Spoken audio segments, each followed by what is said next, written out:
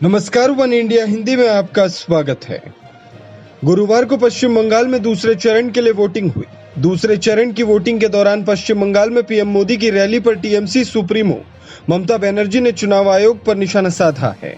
पश्चिम बंगाल की मुख्यमंत्री ममता बनर्जी ने मतदान के दिन प्रधानमंत्री नरेंद्र मोदी की रैली को लेकर सवाल उठाया है। टीएमसी नेता ने चुनाव आयोग पर बीजेपी का साथ देने का आरोप लगाया। ममता बनर्जी ने एक प्रेस कॉन्फ्रेंस में कहा कि नरेंद्र मोदी क्यों हर बार मतदान के दिन बंगाल आ जाते हैं, वो मतदान वाले दिन प्रचार क्यों करेंगे? क्या ये आदर्श आचार संहिता का उल्लंघन नहीं है? ममता बनर्जी ने कहा कि मैंने ऐसा चुनाव कभी नहीं देखा। Be perfect. I'm so sorry. I'm sorry, Mr. Election Commission. You must know, an Home Minister, how the women journalists are being heckled by BJP workers also in every rally. Please take care and tell your people to control your gundas. दीदी बाहर हंगामा होता रहा, जो central post थी वो चुप रही है। तो आप पूछो ना, वो क्या करेगा बेचारा? वो लोग तो सेंट्रल फोर्सेस है, हम उसको लिए I am proud of them, हम उसको हमारा ब्रदर सिस्टर मानते हैं। लेकिन वो तो होम मिनिस्टर इंस्ट्रक्शन दिया है। क्यों इलेक्शन कमीशन होम मिनिस्टर का इंस्ट्रक्शन सुनेगा? और इलेक्शन का अंदर में अगर वो शाउटिंग स्लोगन चले, पब्लिक को गांव से नहीं आने दे, तो किसका गलती है? इलेक्शन कमीशन को इसको बैड रिजल्ट नहीं हो रहा है, इलेक्शन कमीशन का बैड नेम नहीं हो रहा है। हम तो चाहते हैं इलेक्शन फ्री एंड फेयर हो। हम सेशन का टाइम में देखा, हम सेशन का टाइम में देखा, हम कुरैशी का टाइम में देखा, हम और भी बहुत सारे था जो इलेक्शन कमीशन सबको देखा। ऐसा खराब इलेक्शन हम कभी नहीं देखा। वहीं दूसरी ओर पीएम मोदी ने गुरुवार को हुई रैली में ममता बनर्जी पर हमला बोलते हुए कहा कि ममता बनर्जी को हार का डर सता रहा है, इसलिए वो नंदीग्राम में डेरा डालने को मजबूर हुई है। जरा बताइए ये अफवाह में कितनी सच्चाई है?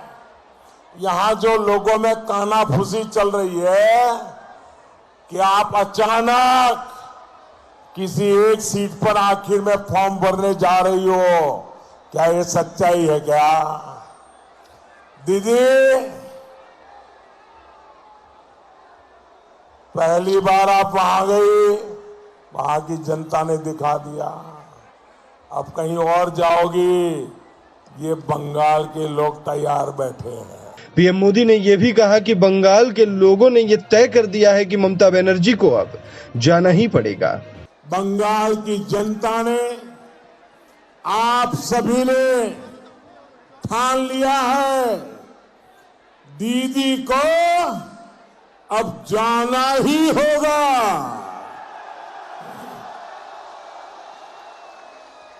दीदी को अब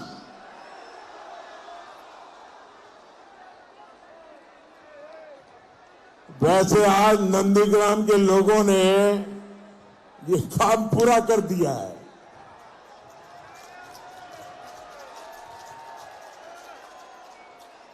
अब बंगाल की जनता और इंतजार नहीं कर सकती।